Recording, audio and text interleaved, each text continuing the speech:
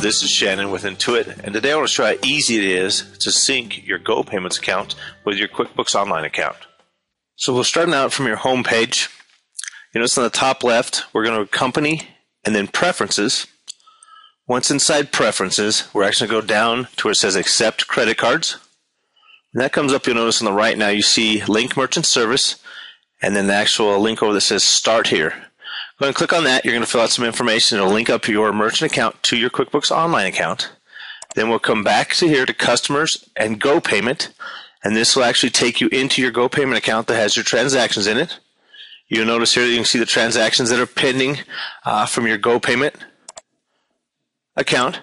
If you click on the date, you'll then select Sales Receipt or Receive Payment, the customer, the amount, and it then saves it over to QuickBooks Online. Once you've done this to all of your transactions, you can close that.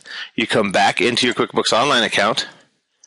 You go into Receive Payments, then Recent. Underneath there, you'll see the 2 transactions you just did, or however many it might be. In this case, then you can select the credits, the unapplied payments, the invoices they apply to. And you'll notice down below, yep. And then it takes the other dollar and adds it, right? So either the $2. You notice at the very bottom, you're going to click on Save. It will apply those 2 GoPayment payments to the open invoices that were there.